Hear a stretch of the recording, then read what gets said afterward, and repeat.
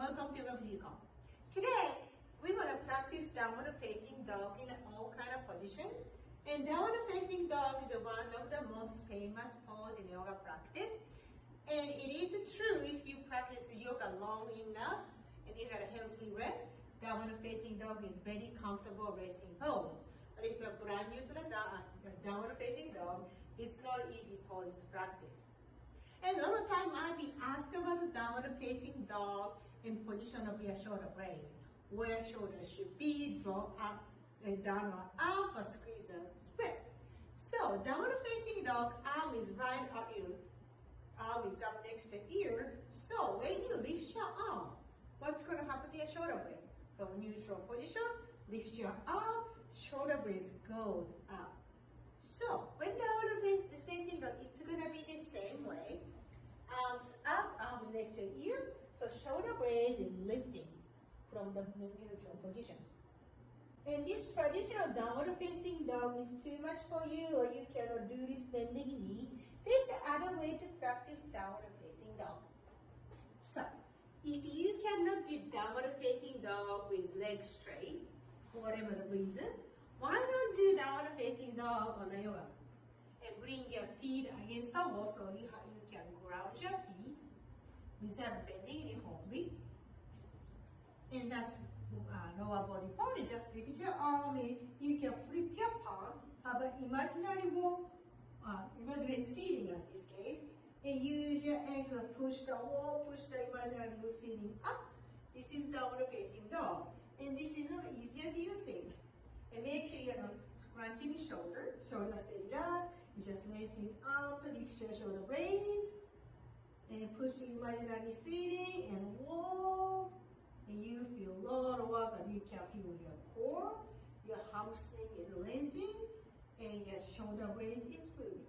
So this is another one way to strengthen hamstring, downward facing dog. And when you can do this comfortably, you can move on to regular downward facing dog. And this seating posture causes lower back issue. Let's lay back and do the downward facing dog. So lay on your back. So 90 degrees at the hip joint, straightening leg, flex your feet so you have an imaginary ceiling above your feet, and keep pushing up.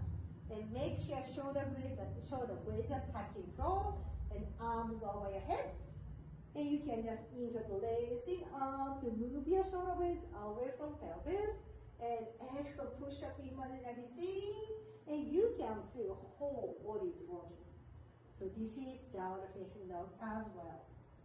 So safer way. Maybe this is the best way to practice downward facing dog if it's a brand new. This you can sense what downward facing dog feels should like. And other way to practice downward facing dog is using wall. So standing a wall, and just stay here, and just flex from the hip joint, and extending arms forward. And again, same thing. Take a deep in, get ready. And so feet push the floor, and hands push the wall. And take a deep inhale. Exhale, ground your feet, push the wall. So you can really feel upper back in this downward facing dog. And you can do vice versa. So put your buttocks against the wall. So bring your hips to the wall. It's really hard, and you can lose stability. So go ahead and move your feet slightly away from the wall. Hips stay over hip width. Legs stay straight. And take a deep inhale, exhale. Mindfully flex from your hip joint. So no rounding back. Your spine stay neutral, and tilt your spine forward. And this one is not really easy. So one arm at a time. Extend it right up next to here. So you can really work on the upper back. And extend the other arm forward. And you can do one arm at a time. And if you like, have an imaginary wall to push. And you can ground your feet. Push the wall with buttocks, and exhale, push that imaginary wall. So you can feel whole body is working. And when you're ready, you can slowly sit up to come up. And these are all different versions of downward facing dog. A lot of time people have a rest issue, they are going down to dolphin pose. that is a good idea. But there's other option. You hands does not have to touch anything to the downward facing dog. Arms can be up or forward.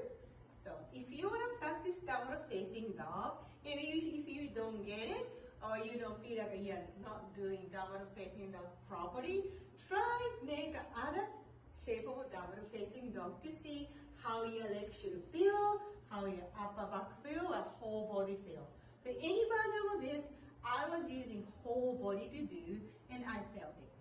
So hopefully you practice downward facing dog in all kind of direction and start enjoying downward facing dog more. Thank you so much for watching. Hopefully this was helping somebody somewhere to understand downward facing dog. Thank you so much for watching. Please like my video, follow my channel, and come see me more. Thank you so much. See you next time.